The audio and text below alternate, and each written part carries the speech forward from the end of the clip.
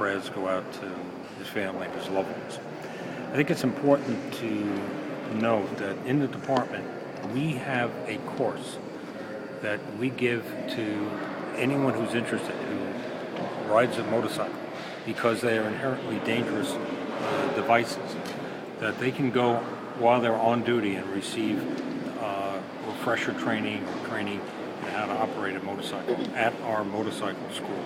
And we're going to republish that again inside the department. We're putting it out today. There were reports that the officer perhaps was drinking prior to... Sorry? There were reports that the officer perhaps was drinking prior to getting on the motorcycle? I have no information in that regard. Had he just finished a shift, or do you know his schedule? What time he'd finished? No, I don't have that information. I'm sorry. Can we ask you about the push-in robbery in the Bronx where 3 people were shot? Yes, in the there was a push-in robbery or a home invasion robbery, an attempt to rob individuals in an apartment in the Bronx. It was a known drug location. 3 people were shot. One was a young man who just received a graze wound. Other 2 people were shot. They're in a hospital and not likely. We did arrest one of them because a brick of, I believe it was cocaine, was found in the apartment. So the 3 males described as male blacks who were attempted to get in the apartment and conduct a robbery. 3 people were shot. We're hearing that one of the victims may own a deli nearby. And may own a deli nearby. Or something. Possible. Is there a connection perhaps that they were looking to get into the deli for money? Or?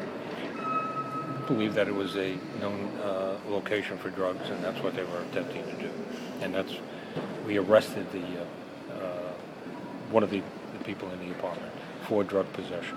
And also, you talk about the Connecticut man that was arrested for sexually abusing children on a school field trip.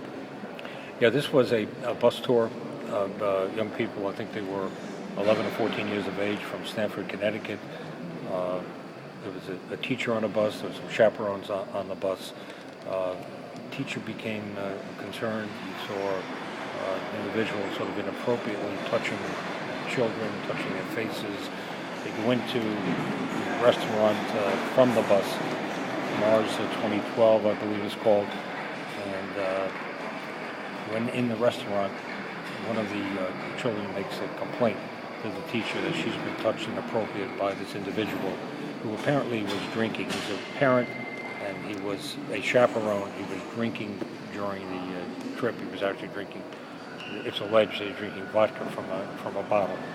And he's been arrested and charged based on a complaint of that young person.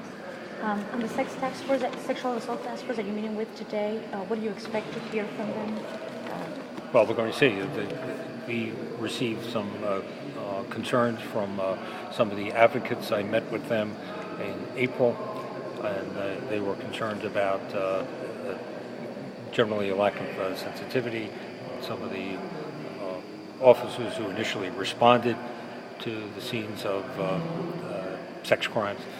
And we started to look into it, and we have this task force that has put together and that has done a lot of good work. I'm going to see their product later today, this afternoon. It seems that one of the concerns may be that the cases are being classified not appropriately. Is it not clear for the officers? We're going to look at that as well. It's not always that easy. It's always been a challenge for the department to classify some of these crimes. Number one, the complainant is distraught. It's understandable. Secondly, the fact patterns don't necessarily easily lend themselves to specific classification. Sometimes there's alcohol involved. So it's a complex area, but we are going to take it head on and make appropriate changes. We're going to, one of the things we have already decided to do is to put together a training video for all of the members on patrol. It's one of those areas that has to constantly be reinforced because of the the great sensitivity that's needed in this area.